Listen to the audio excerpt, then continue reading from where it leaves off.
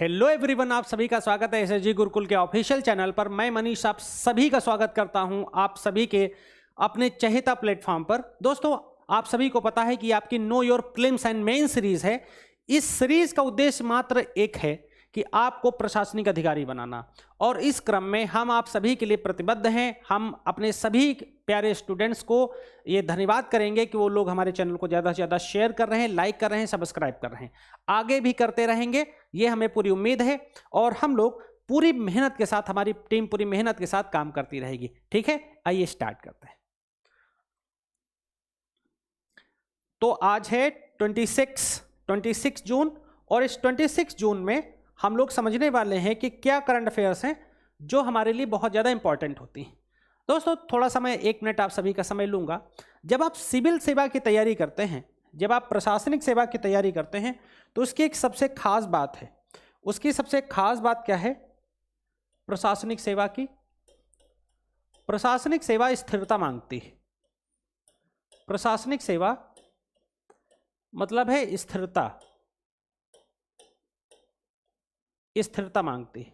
इस स्थिरता को आपको बनाकर रखना है, यानी कि आपको सही चीज क्या है, सही न्यूज क्या है, उसको जज करना है, और फिर उसका उपयोग किस तरीके से किया जा सकता है, उसका उपयोग किस तरीके से किया जा सकता है।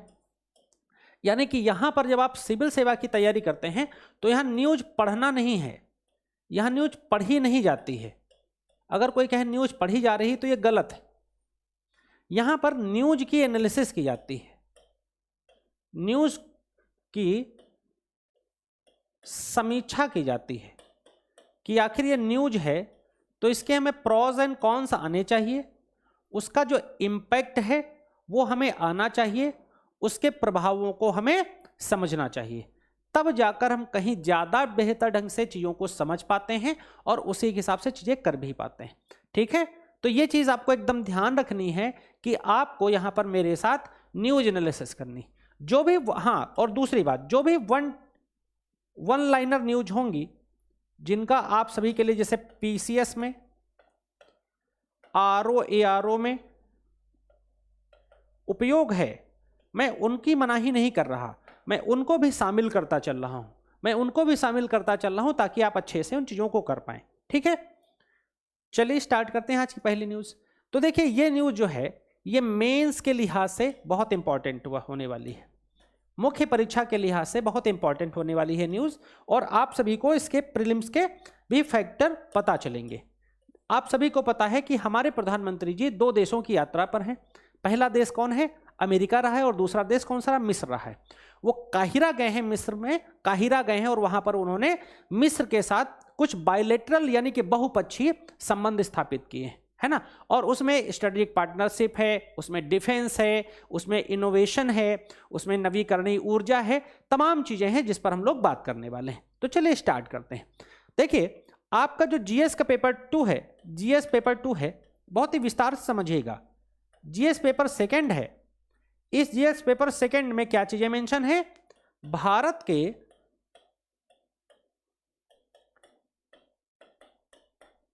पड़ोसी देशों से संबंध, पड़ोसी देशों से संबंध। ठीक, एक तो ये चीज। फिर है भारत की नीतियों को, भारत के हितों को प्रभावित करने वाले करार। ये 2 चीजें आपके सिलेबस में है जीएस पेपर 2 मेंस का। ठीक है, जिसमें अगर आप यूपीएससी की बात करोगे तो यूपीएससी में 250 नंबर का पेपर है जीएस पेपर 2, एंड यूपीपीसीएस की अगर बात करोगे तो यहां पर 200 नंबर का पेपर है जीएस पेपर 2 का, जहां पर आपके साथ ये यूनिट मैच करती है। ठीक है, तो ये आपको क्लियर हो गया है ना, कोई दिक्कत नहीं इतने में। बहुत ही प्यार से समझेंगे, हर एक न्यूज को अच्छे से एनालाइज करेंगे। अब इसमें क्या कहा गया? भारत और मिस्र के बीच द्विपक्षीय संबंध हुए। ठीक है, अब इसमें द्विपक्षीय संबंध यानी का मतलब क्या होता है? भारत और मिस्र साथ साथ आए हैं और उन्होंने आपस में कुछ विषयों पर समझौता किया है, जिससे दोनों देशों की आर्थिक, राजनीतिक, सामरिक जो संबंध हैं वो मजबूत हो सकें और दोनों मिलकर काम कर सकें। अब देखिए, प्रधानमंत्री मोदी एक बेसिकली इस तरीके की उनके बारे में छवि है कि एक हिंदू कल्चर को बढ़ावा देने वाले हैं। जबकि मिस्र कैसा एक राष्ट्र है, एक इस्लामिक नेशन है। तब भी मिस्र के उनको सर्वोच्च सम्मान से सम्मानित किया गया है। वो सर्वोच्च सम्मान क्या है? वो सर्वोच्च सम्मान क्या है? मिस्र का सर्वोच्च सम्मान है ऑर्डर ऑफ द नाइल। क्या है? ऑर्डर ऑफ द नाइल सम्मान। याद रखिएगा। अब ये न्यूज आपके किस एग्जाम के लिए? प्रीलिम्स के। तो जब आप भी किसी घटना की बहुपक्षीय ढंग से समझते हो तो आप उसकी अच्छी समझ रख पाते हो। फिर कुछ संबंधों पर बातचीत हुई, कुछ मुद्दों पर बातचीत हुई, ठीक है। अब वो मुद्दे क्या हैं? वो मुद्दे हैं व्यापार और निवेश, trade and investment. Trade and investment पर बातचीत हुई, ठीक है। रक्षा और सुरक्षा पर बातचीत हुई, डिफेंस एंड सिक्योरिटी पर बातचीत हुई कि कैसे दोनों देश एक दूसरे की सामरिक सुरक्षा को कैसे स्ट्रेंथन कर सकते हैं, कैसे मजबूत कर सकते हैं। फिर नवीकरणीय ऊर्जा पर बात हुई, रिन्यूएबल एनर्जी पर बात हुई। नवीकरणीय ऊर्जा का क्या मतलब होता है मित्रों? ऐसी ऊर्जा जो बिना फॉसिल फ्यूल के हो, बिना जो है फॉसिल फ्यूल वाली जो ऊर्जा को नॉन रिन्यूएबल एनर्जी कहते हैं, नवीकरणीय ऊर्जा कहते हैं। जैसे जो प्राकृतिक संसाधनों पर निर्भर ना हो, जैसे पेट्रोल, ठीक है, ये कोयला, ये क्या है? ये प्राकृतिक संसाधनों पर, ये फॉसिल फ्यूल पर बेस्ड एनर्जी है। फिर है चौथी चीज क्या है? आम जनता के सहयोग पर बातचीत हुई। आम जनता के पीपल टू पीपल कनेक्ट की बात इसे बोलते हैं। अब है क्या कि मिस्र जैसे देशों में या इस्लामिक कंट्रीज में बहुत सारे इंडियंस जाते हैं, गल्फ कंट्रीज में बहुत सारे भारतीय जाते हैं और वहाँ व्यापार करते हैं, वहाँ पर कार्य भी करते हैं। तो उनके जो है साथ अच्छा व्यवहार हो, उनके साथ किसी भी तरीके का मिसबिहेव ना हो, इस बात पर भी ध्यान देने की कोशिश करिए। और रणनीतिक सहयोग कि भारत और मिस्र कैसे स्ट्रेटेजिक तौर पर इंटरनेशनल पीस की बात हो, दोनों देशों के साथ बेहतर शांति की बात हो, बेहतर समझौतों की बात हो, इन सभी विषयों पर, सुरक्षा की बात हो, उस पर भी स्ट्रेटेजिक डिस्कशन हुआ है। तो आप जब भी मेंस में क्वेश्चन लिखोगे, 5 बिंदु आप लिखोगे, ठीक है। आगे बढ़ते हैं, ठीक। अब रणनीतिक सहयोग के अंतर्गत कौन कौन से सहयोग शामिल किए गए हैं? एग्रीकल्चर। रणनीतिक सहयोग में कौन कौन से जो है सहयोग हुए हैं? पहला क्या है? एग्रीकल्चर। एग्रीकल्चर में दोनों देश एक दूसरे की मदद करेंगे, ठीक, एक दूसरे की मदद करेंगे। जैसे इंडिया है, इंडिया आज के टाइम में बहुत सी चीजों का एक्सपोर्ट करने वाला है, फूड एक्सपोर्टर है, तो इसमें हमारी हेल्प, हम उनकी हेल्प कर सकते हैं, ठीक है। फिर आर्कियोलॉजी में, पुरातत्व में, आर्कियोलॉजी में हम उनकी मदद कर सकते हैं, ठीक। मिस्र वगैरह किस आर्कियोलॉजी में बहुत अच्छा है। और हमारे यहाँ archaeological survey of India, ASI जिसे आप बोलते हो, ASI बोलते हो, आर्कियोलॉजिकल सर्वे ऑफ इंडिया, इसका जानते हो कितना इंपॉर्टेंट रोल है, इसका एक अच्छा खासा विश्व में स्थान है। फिर पूर्वावशेष के मामले में भी हम साथ मिलकर काम करने वाले हैं। तो ये 3 सेगमेंट हो गए। फिर चौथा सेगमेंट है प्रतिस्पर्धा कानून के संदर्भ में भी सहयोग करेंगे, यानी कंपटीशन जो लॉ है, जैसे कि जो ट्रेड वगैरह को लेकर जो मुद्दे हो जाते हैं, कई बार ट्रेड वगैरह के बीच में जो इश्यूज हो जाते हैं, उस इश्यूज को भी सॉल्व करने का प्रयास किया जाएगा, उन मुद्दों को भी सॉल्व करने का क्या किया जाएगा? प्रयास किया जाएगा। तो ये है कि नहीं बड़ी बात? चैनल को लाइक शेयर करना आपकी जिम्मेदारी है कि नहीं है? आपके साथ हम अच्छे से काम कर रहे हैं, आपको भी हमारा सहयोग करना है कि नहीं करना है, ठीक। तो ये चीज आपको करनी है, ठीक है। अब आगे समझते हैं कि जो मिस्र के राष्ट्रपति हैं, अब देखिए जब पूछ लेगा कि मिस्र के राष्ट्रपति का नाम बताओ, तो अल फतह अल सीसी, ठीक है। अब अल फतह अल सीसी को हमारे प्राइम मिनिस्टर ने क्या करा? जब आप कहीं जाओगे, आपके द्विपक्षीय संबंध अच्छे होंगे तो आप उसको अपने यहाँ इन्वाइट करोगे कि नहीं करोगे? तो वैसे ही मिस्र के राष्ट्रपति अल फतह अल सीसी, जो हमारे सितंबर में होने वाली G20 मीटिंग है, जिसकी अध्यक्षता भारत कर रहा है, जो कई एग्जाम में पूछा जाना है, ठीक है, भारत कर रहा है, जो सितंबर में होगी, उसके लिए आमंत्रित कर दिया। उसके लिए क्या करा? उसके लिए आमंत्रित करा, ठीक है। G20 वार्ता के लिए आमंत्रित करा। तो ये क्वेश्चन बनेगा कि नहीं बनेगा प्रीलिम्स में? बहुत अच्छा। अब आगे समझते हैं। एक हेलियोपोलिस राष्ट्रमंडल स्मारक है, मिस्र में ही है, हेलियोपोलिस राष्ट्रमंडल स्मारक। अब ये क्यों जरूरी? अब देखिए ये भी प्रीलिम्स की न्यूज है कि नहीं है? कहीं अलग से नहीं, सब कुछ एक ही जगह, वन स्टॉप सॉल्यूशन हम प्रोवाइड करेंगे, है ना। हेलियोपोलिस जो राष्ट्रमंडल स्मारक है, वहां पर भी हमारे प्रधानमंत्री गए। क्यों गए? क्योंकि वहां पर जो प्रथम विश्व युद्ध हुआ था, उसके दौरान लगभग 4300 भारतीयों ने, 4300 भारतीयों ने अपनी जान गंवाई थी। वीर गति को प्राप्त हुए थे, तो उनको श्रद्धांजलि देने की भी एक जिम्मेदारी और एक जो है एक बात बनती है। उसके लिए भी हमारे प्रधानमंत्री जी गए, तो दे देगा कि हेलियोपोलिस राष्ट्रमंडल स्मारक, ठीक है, में गए थे कि नहीं गए थे, ठीक है, तो वहां 4300 जो भारतीय सैनिक हैं उनको श्रद्धांजलि देने गए, जो प्रथम वर्ल्ड वार में, फर्स्ट वर्ल्ड वार में उन्होंने अपना क्या करा था, देश के लिए बलिदान किया था। आप सभी को पता ही है कि पहले भर्ती करने वाला सर्जन किसने कहा था गांधी जी को भर्ती करने वाला सर्जन किसने कहा था? मैं आप सभी के लिए क्वेश्चन दे रहा हूं, वो यही सब बातें हैं, क्योंकि गांधी जी ने पहले और दूसरे दोनों विश्व युद्धों में जो है सैनिकों को कहा था कि वो भर्ती हों, वो युद्ध में जाएं, ठीक है। आगे बात करते हैं। अब ये सब न्यूज कहां जरूरी है? प्रीलिम्स में सब जरूरी है।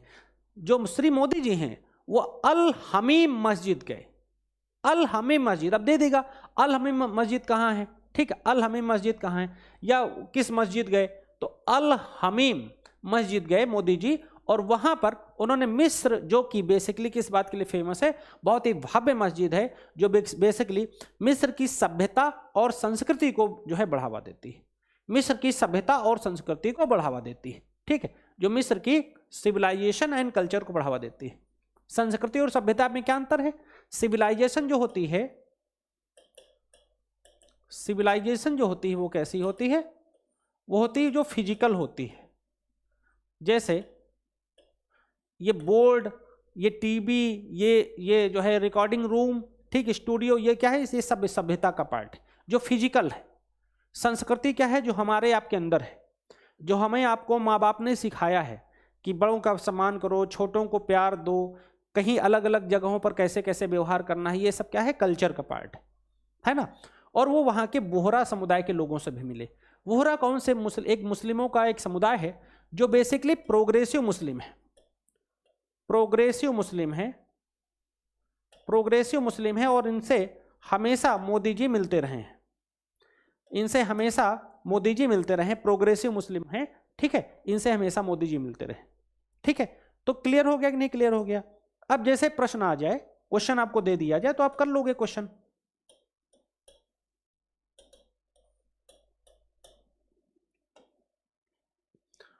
भारत मिस्र के संबंधों की चर्चा कीजिए।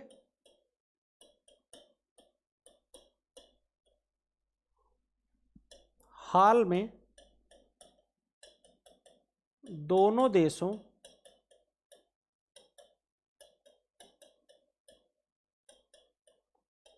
के बीच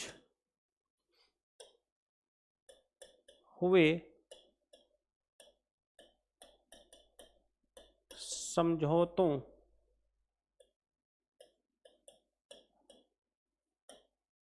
की समीक्षा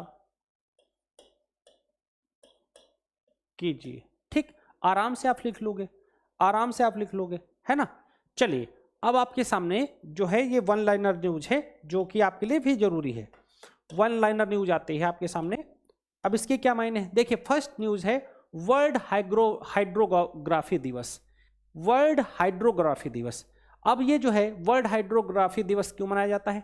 ये बेसिकली जो सतह के नीचे पानी है उसके जो है उसकी क्वालिटी एंड उसके जो है डिस्ट्रीब्यूशन, उसके वितरण के बारे में एक हमें अनुमान प्रस्तुत करता है, तो इसलिए ये न्यूज इंपॉर्टेंट है। और वर्ल्ड हाइड्रोग्राफी डे 21 जून को होता है, 21 जून को ये मनाया जाता है, तो आपके लिए बस इतना जरूरी है। दूसरी न्यूज है बेसिकली एक बेकी जो है नदी है वो काफ़ी चर्चा में है। एक्चुअली ये असम में है और असम में इसमें काफ़ी बाढ़ आई हुई है, इस नदी की वजह से वहाँ काफ़ी जो है फ्लड आया हुआ है, जिसकी वजह से ये न्यूज चर्चा में है। तो एग्जाम में पूछ लिया जाएगा कि बेकी नदी क्यों चर्चा में है, तो बेकी नदी बेसिकली ब्रह्मपुत्र की सहायक नदी है, जो कि भूटान से निकलती है। जो कहाँ से निकलती है? उद्गमित होती है भूटान से निकलती है, ठीक है। और इसके कारण, इस नदी के कारण वहां पर बाढ़ आई हुई है, बेकी नदी, ठीक है। और बाढ़ कहाँ आई हुई है? असम में बाढ़ आई हुई है, असम में, ठीक है। कहाँ बाढ़ आई हुई है? असम में बाढ़ आई हुई है। तो इस वजह से भी ये न्यूज इंपॉर्टेंट हो जाती है। नेक्स्ट न्यूज है अम्बुबाची मेला। कई 3-4 मेले हैं जिनके बारे में आपकी समझ होनी चाहिए, पूछ लेता है। माजुली द्वीप विश्व का सबसे बड़ा नदी द्वीप आपको सभी को पता है, तो आप जैसे ही माजुली द्वीप आया आपको क्लियर हो गया माजुली महोत्सव यानी कि असम, और आपको पता है कि माजुली द्वीप विश्व का सबसे बड़ा नदी द्वीप है ना। अंबुबाची मेला, माजुली मेला और अलीलिगांग महोत्सव का संबंध कहां से है? इन तीनों का संबंध है दोस्तों आपके असम से है। इन तीनों का संबंध कहां से? असम से है। तो आपको क्लियर हो गया अंबुबाची मेला, माजुली महोत्सव और अलीलिगांग, ये तीनों कहां से रिलेट करते हैं? तीनों फेयर कहां होते हैं? असम में होते हैं। ठीक, चलिए दूसरे न्यूज पर बात करते हैं। एक समृत मिसाइल है, ठीक, एक समृत मिसाइल है, देखिए यहां ला छूट गया है, एक समृत मिसाइल है, ठीक है, सरमत मिसाइल है। सरमत मिसाइल को किसने विकसित करा है? रूस ने विकसित करा है। सरमत मिसाइल, इसको किसने विकसित करा है? रशिया ने विकसित करा है। और ये बहुत ज्यादा भयानक मिसाइल है, लगभग 12,000 से 18,000 किलोमीटर मारक क्षमता है इसकी।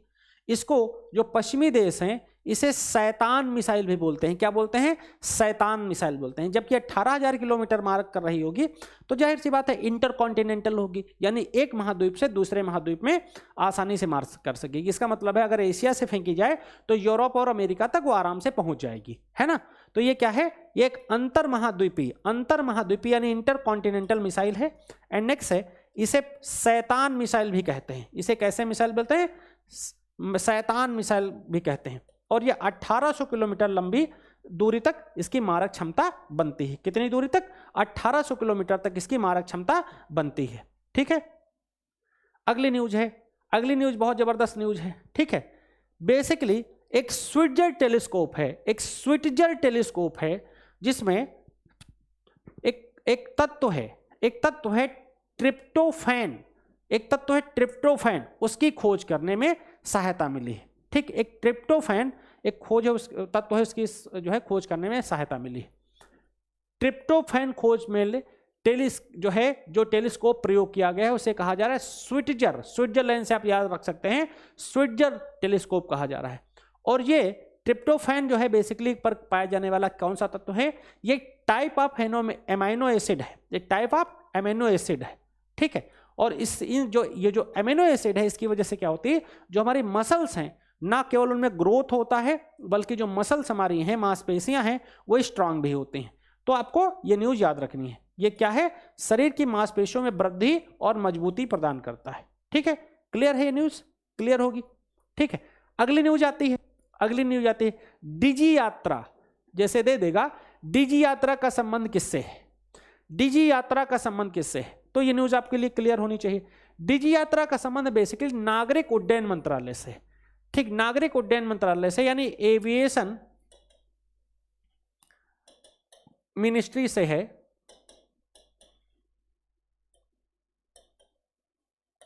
एविएशन मिनिस्ट्री से है और ये बेसिकली इसमें किया जाएगा बायोमेट्रिक्स का यूज किया जाएगा। इसमें आइरिस का यूज करेंगे, बायोमेट्रिक्स का यूज करेंगे। ये डिजी यात्रा ऐप का संबंध इसी बात से आता है, ठीक है, क्लियर है। होपफुली इसमें कोई दिक्कत नहीं होगी। चलिए आगे बात करते हैं। अब है आजकल क्या है, रूस ने एक नौका को बचाया है जो कि भूमध्य सागर में थी। तो आपको यह बताना है, ये स्टैटिक क्वेश्चन है कि जो भूमध्य सागर है, मेडिटेरियन सी है, भूमध्य सागर है, ठीक है, वो कितने देशों से सीमा साझा करता है? एक ऑप्शन 21, 22, 25 एंड सभी गलत, ठीक है। आप लोग बताएंगे कितने देशों से सीमा साझा करता है। तो भूमध्य जो सागर है ये बेटा 21 देशों से, 21 देशों से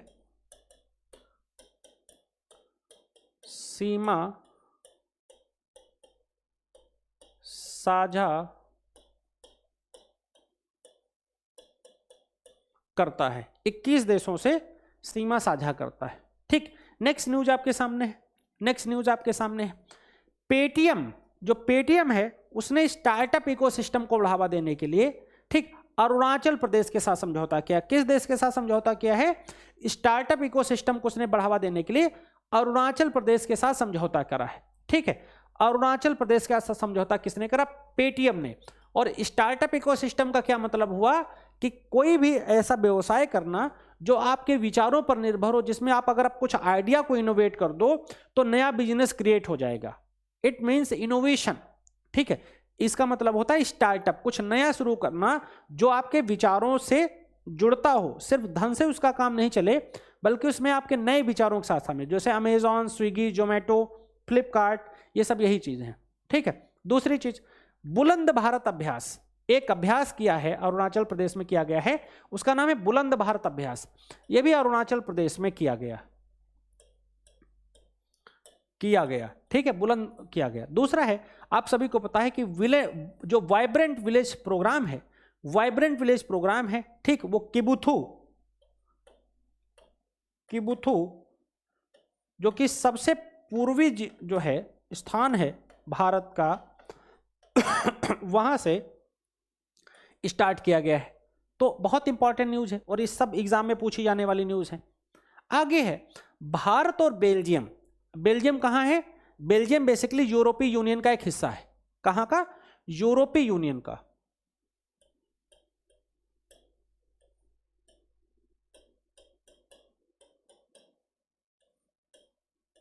यूरोपीय यूनियन का हिस्सा है बेल्जियम, और दोनों देशों के बीच क्या हुआ है? कानूनी सहायता की बात की जाएगी। कानूनी सहायता की बात का मतलब क्या है? कैसे? जैसे कोई भगोड़ा गया तो उसको कैसे जो है दूसरे देश में प्रत्यर्पण करना है, या टेक्नोलॉजी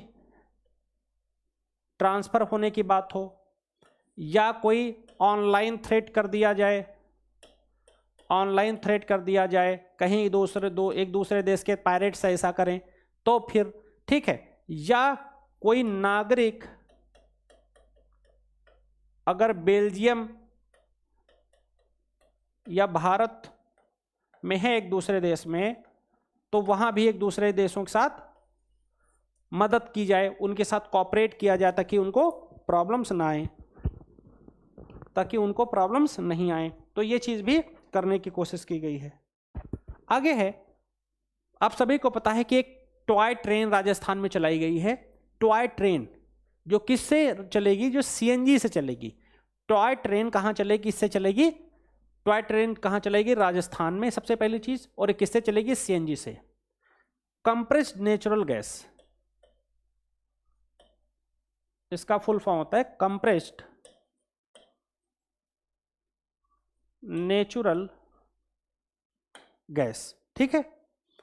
आगे बात करते हैं, वेस्ट इंडीज का एक खिलाड़ी है शाई हॉप, ठीक है। उसने एक दिवसीय मैचों में सबसे तेज 15 शतक मार दिए हैं, ठीक है। और ऐसा करने वाला वो दुनिया का तीसरा खिलाड़ी है। तो जब भी कोई पहले, दूसरे, तीसरे नंबर की चीज होती तो आपके एग्जाम में पूछी जाती है। तो वेस्ट इंडीज के खिलाड़ी हैं, उनका नाम है शाई हॉप। उन्होंने एक दिवसीय क्रिकेट में 15 सबसे तेज शतक पूरे किए हैं। 15 सबसे तेज शतक उसने बनाए हैं, ठीक। और ऐसा करने वाला वो कैसा खिलाड़ी बन गया है? वो 3rd नंबर का प्लेयर बन गया है। तो ये न्यूज आपके लिए बहुत मायने रखती है, ठीक है। अगली न्यूज है, नासा का आर्टेमिस प्रोग्राम है, जिसको मैंने कल भी बताया था, उसके साथ भारत के साथ समझौता हुआ, यानी स्पेस के लिए, आर्टेमिस मिशन के लिए, स्पेस के लिए भारत के साथ क्या हुआ है? समझौता हुआ है, ठीक है। जहां पर नासा और प्लस इसरो साथ मिलकर काम करने वाले हैं, ठीक है। और नेक्स्ट न्यूज है कि 200 अंतरराष्ट्रीय फुटबॉल मैच खेलने वाले खिलाड़ी के तौर पर आपको सभी को पता है कि क्रिस्टियानो रोनाल्डो ने रिकॉर्ड बनाया है, और इस बात के लिए उनका Guinness book of world record में नाम दर्ज किया गया है। तो ये न्यूज़ बहुत ही इंपॉर्टेंट है, आने वाली न्यूज़ है। अंतर्राष्ट्रीय फुटबॉल मैच खेले हैं और इसके लिए उसका नाम किस में रखा गया है? गिनीज वर्ल्ड बुक रिकॉर्ड में उसका नाम दर्ज किया गया है। गिनीज, लिम्का, ये सबसे बड़ी जो है न्यूज़ है, ठीक है। आगे बात करते हैं, जब हमारे प्रधानमंत्री जी अमेरिका की यात्रा पर थे तो वहां पर कुछ समझौते हुए। उसमें एक समझौता हुआ कि जो हमारी इफ्को कंपनी है जो फर्टिलाइजर से जुड़े काम करती है, वो नैनो लिक्विड यूरिया उसने बनाया, यानी कि पानी में घोलो और खेत में डालो।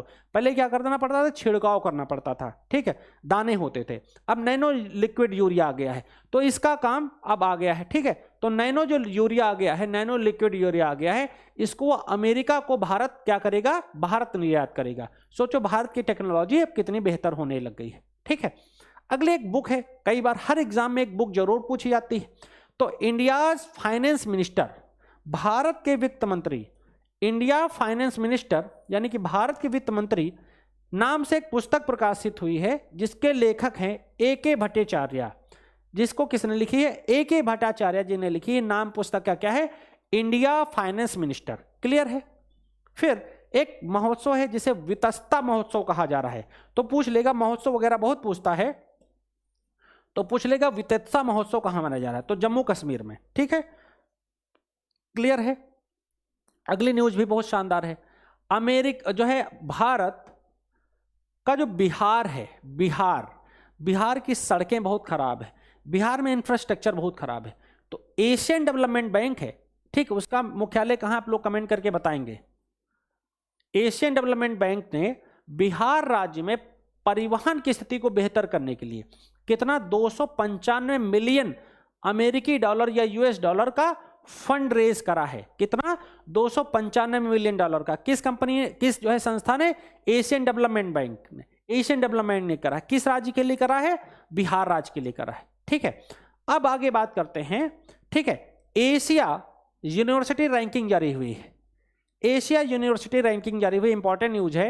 एशिया यूनिवर्सिटी रैंकिंग जारी हुई है, और इस रैंकिंग में सिंघुआ विश्वविद्यालय जो प्रथम स्थान पर किसको मिला, सिंघुआ विश्वविद्यालय को मिला है। और ये कहां है, सिंघुआ विश्वविद्यालय चाइना में है, ये चाइना में है, और इसको कैसा स्थान मिला, नंबर 1 स्थान मिला, पहला स्थान मिला है। और अगर भारत के किसी यूनिवर्सिटी को या किसी संस्था को पहला जो है बेहतर नंबर हुआ है, तो वह ISC बेंगलुरु को भारत में पहला स्थान मिला है, ठीक है। वो वर्ल्ड में किसको जो है, एशिया में किसको मिला है, सिंघुआ यूनिवर्सिटी को मिला है, चाइना में है जो कि, और इंडिया में बेंगलुरु में जो IISc है, ठीक है, उसको जो है बेहतर स्थान मिला है, ठीक है। चलिए अब एक बात करते हैं बड़ी न्यूज पर, जो कि बहुत इंपॉर्टेंट न्यूज है, आप सभी के लिए बहुत महत्व रखने वाली न्यूज है, ठीक है। इसको देखेंगे। दोस्तों कल हम लोगों ने कुछ चीजों पर बात करी थी कि बेसिकली बेरोजगारी, देखिए आपको एक पढ़ाई करनी है, थोड़ा सा हम लोग एक 30 सेकेंड और बात करेंगे। जो आपको अपनी स्टडी करनी है,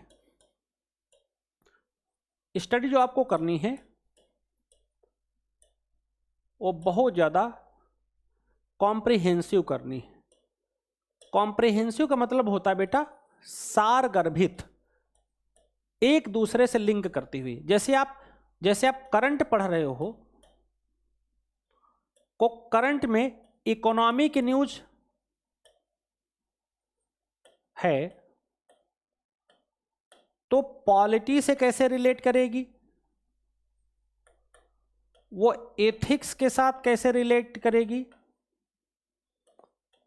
वो सोसाइटी के साथ कैसे रिलेट करेगी, ये इंटरलिंकिंग हम आपको सिखाने वाले हैं कि अगर बेरोजगारी बढ़ रही है तो उससे सामाजिक समस्याएं किस प्रकार से उत्पन्न होंगी, उससे सरकार पर किस प्रकार से भार पड़ेगा, उससे नैतिक चुनौतियां किस किस प्रकार की उत्पन्न होंगी। भाई बेरोजगारी बढ़ेगी तो लोग चोरी करना शुरू करेंगे, चोरी करना शुरू करेंगे तो समाज में अनैतिकता पैदा होगी कि नहीं होगी।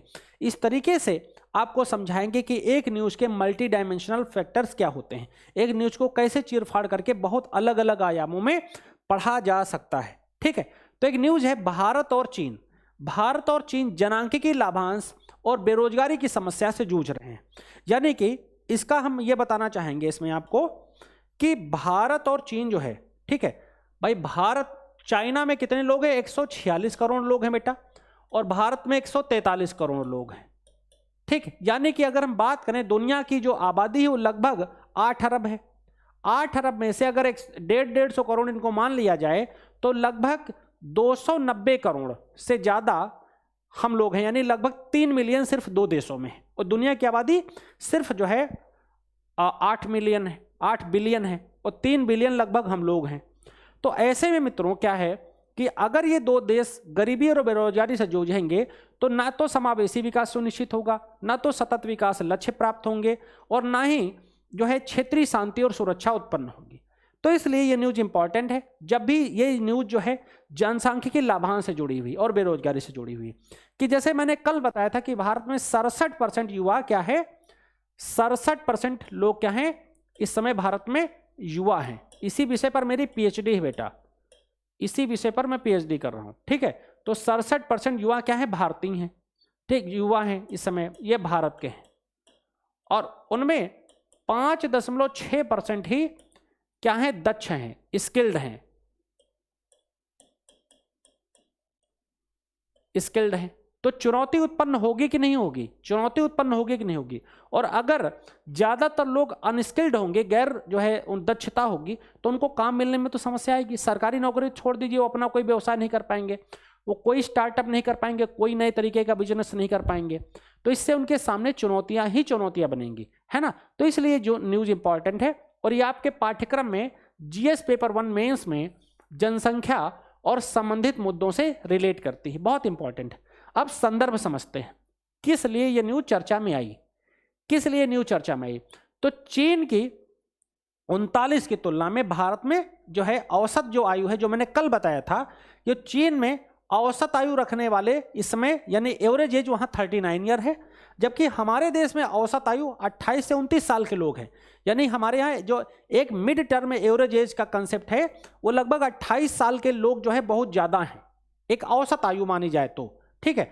उसके बावजूद भी हम जनसांख्यिकी लाभांश यानी कि हम लोगों को दक्ष करके उनको काम में नहीं लगा पा रहे हैं और वो हमारे लिए कैसे बनते चले जा रहे हैं, भार की तरह बनते चले जा रहे हैं। सोचो अगर किसी घर में 3-4 बच्चे हैं जो लगभग 28, 29, 30 साल के हैं, 25, 26 साल के हैं, वो जाहिर सी बात है अगर वो 4-5 साल में काम नहीं पकड़ेंगे तो क्या होगा, वो 35-36 के साल के बाद, 40 साल के बाद उनके पास ऐसे कोई अवसर तो बचेंगे नहीं बड़े, वो भार बनने जाएंगे। और भार सिर्फ वो परिवार पर नहीं बनेंगे, वो राष्ट्र पर बनेंगे, वो राज्य पर बनेंगे।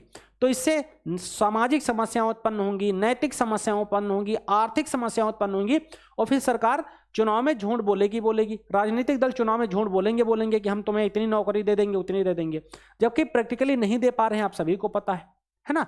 तो ये चीजें हैं। तो ये इस सदी के अंत तक अपने जनसांख्यिकी लाभांश का आनंद लेना क्या है, जारी रखेगा।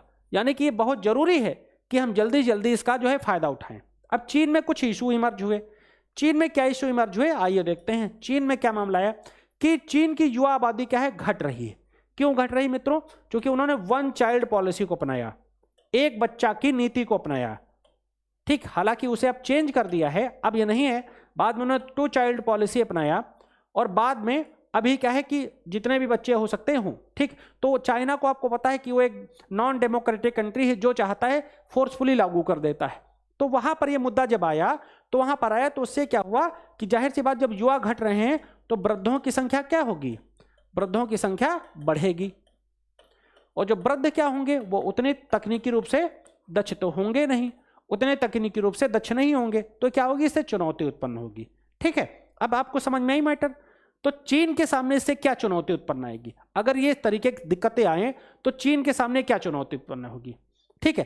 तो ये जो है जाहिर सी बात, आपका सभी को पता है कि जो कोविड है वो सबसे लंबे तक उसने चीन को इम्पैक्ट करा, सबसे लंबे समय तक किसको इम्पैक्ट करा, इस महामारी ने चीन को इम्पैक्ट करा, जिसके कारण क्या प्रभाव पड़ा, बेरोजगारी बढ़ी। भाई आप घर में अगर लॉक्ड रहेंगे, लॉकडाउन लगा रहेगा तो क्या बढ़ेगा, इससे बेरोजगारी बढ़ेगी, बेरोजगारी बढ़ेगी। और कोविड-19 और के इम्पैक्ट की वजह से रियल एस्टेट का मतलब होता है जहां घर बनाने का काम, तो जाहिर सी बात है उसमें मनुष्य चाहिए। तकनीकी, शिक्षा जैसे प्रमुख क्षेत्रों में बड़े पैमाने पर नौकरी में छंटनी कर दी गई और नौकरी बाजार बुरी तरह से प्रभावित हुआ। यानी कि जो जॉब मार्केट है वो पूरी तरीके से जो है कह सकते हो धड़ाम हो गया, पूरे तरीके से समाप्त हो गया। तो इसका इम्पैक्ट किस पर पड़ेगा भाई, नौकरी, सारे लोग तो सरकारी नौकरी नहीं करते, प्राइवेट काम करने वाले की हालत खराब हो जाएगी, नहीं खराब हो जाएगी, दिक्कत आएगी कि नहीं आएगी उसके सामने। तो ये चीज आए, ठीक है। फिर आगे कहा गया नौकरी की सुरक्षा की बढ़ती मांग और रोजगार के अवसरों में कमी देखी गई। जिनके पास नौकरी है उनको अपनी नौकरी बचाना मुश्किल है, वो किसी भी तरीके से कम पैसे पर भी ज़्यादा काम करने के लिए तैयार है। और दूसरी तरफ रोजगार में अवसरों की कमी भी गिरती जा रही है, तो सेंसिटिविटी बहुत तेजी के साथ बढ़ती चली जा रही है।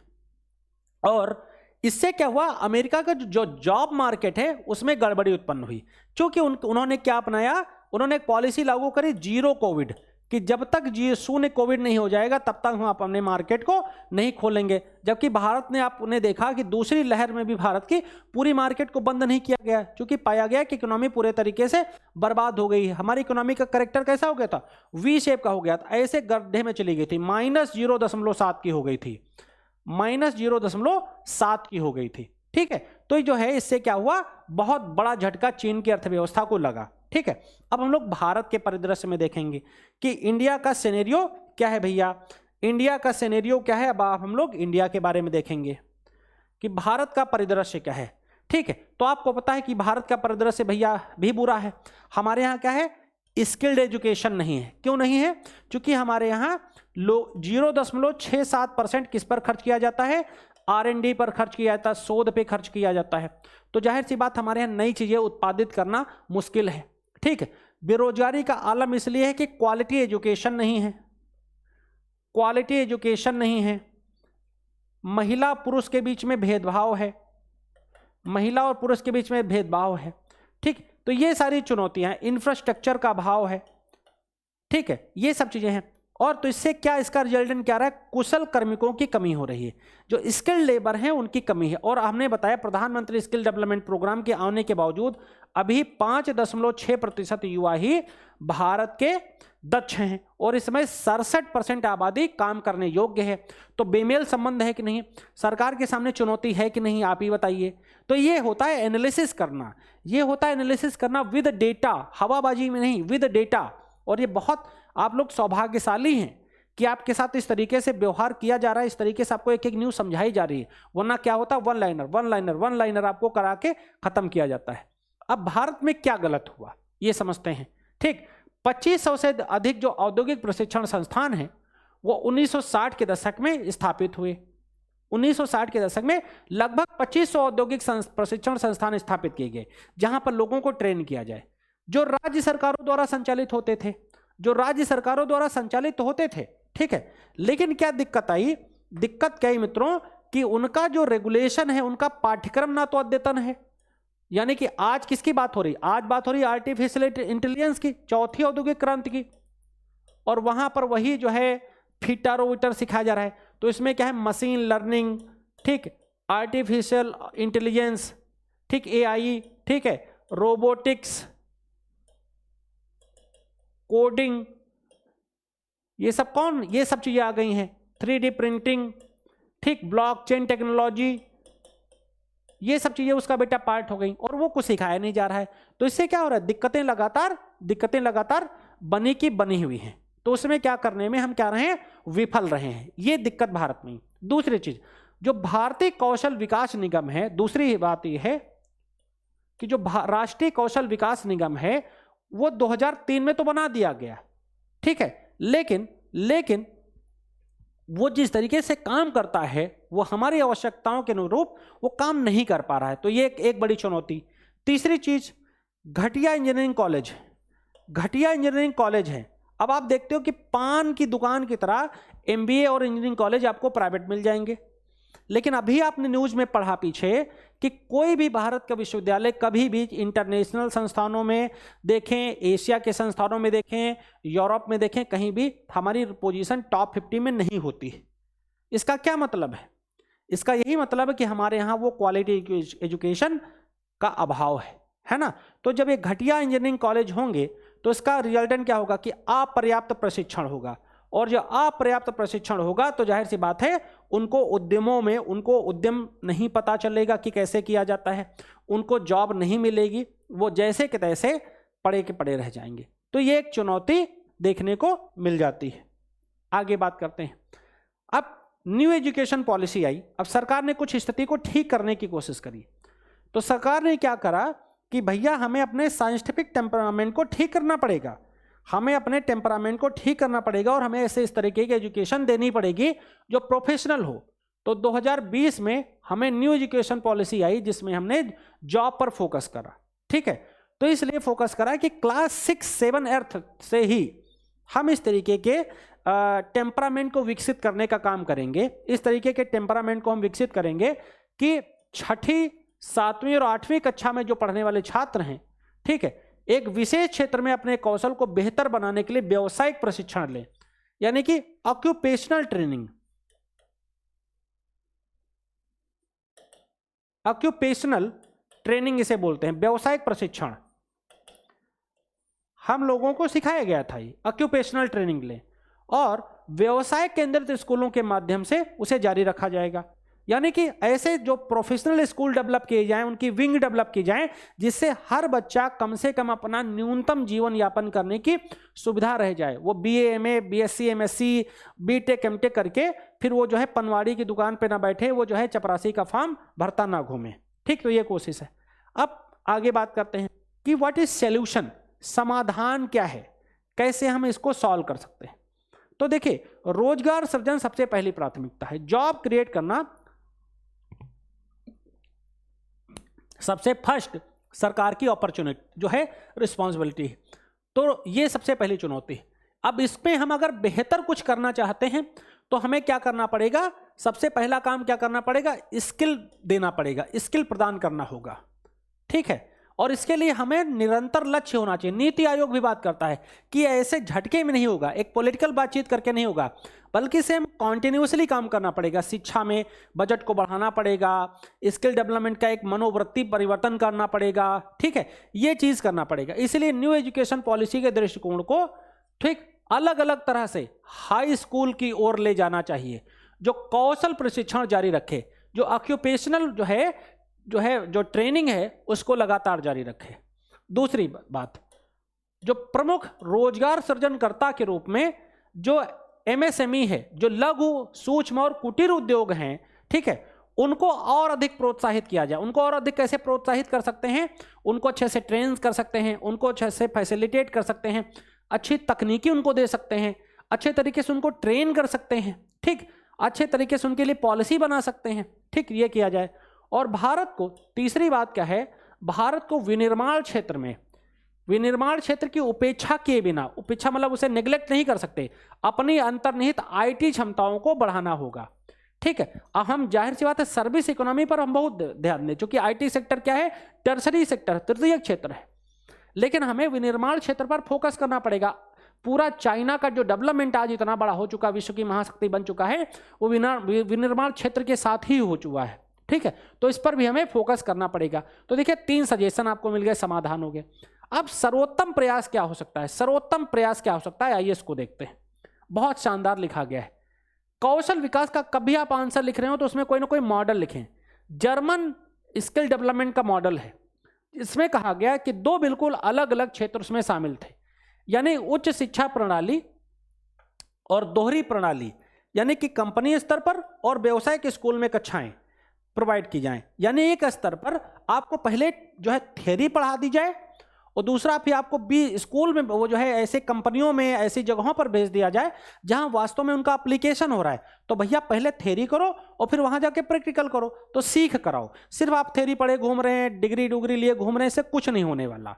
आपको थ्योरी प्लस प्रैक्टिकल, तो सोचो कितनी अच्छी बात है। तो इस सर्वोत्तम अभ्यास कहाँ क्या है? जर्मन का, वहां के स्कूल में किया गया। अब फाइनली हम क्या कह सकते हैं? ठीक, कि भारत में इतना बड़ा जनसांख्यिकी लाभांश है, यानी कि 67% क्या है? युवा हैं, जो लगभग 28 से 29 ईयर एज के जो है औसत एज के हैं। लेकिन उसके बावजूद हम उसका क्या करें? न्यूनतम लाभ उठा पा रहे हैं। क्योंकि 5.6% ही युवा दक्ष हैं। तो जनसांख्यिकी लाभांश को अगर हम पूरा लेना चाहते हैं तो उच्च गुणवत्ता वाली नौकरियां सृजित करने की आवश्यकता है। ठीक है, उसकी आवश्यकता है, ताकि जो है कुशल युवाओं को इन नौकरियों में भेजने की आवश्यकता है। ठीक है, इनमें उसे जो है डाला जाए। तो इसके लिए क्या करना पड़ेगा? तकनीकी शिक्षा, तकनीकी ज्ञान, व्यवहारिक ज्ञान, प्रैक्टिकल ज्ञान, अप्लाइड ज्ञान उन्हें देना होगा। समझ में आ गया कि नहीं आ गया? पूरे तरीके से समझ में आ गया कि नहीं आ गया बच्चा? ठीक, तो इस तरीके से आपको पढ़ना है। अब चलिए बात करते हैं, अब बात करते हैं क्वेश्चन की जो आपको लिखना है।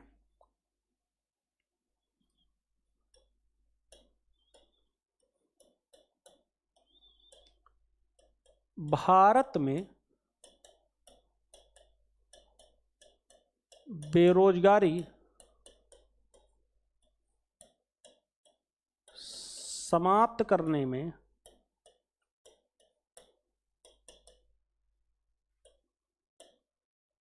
प्रधानमंत्री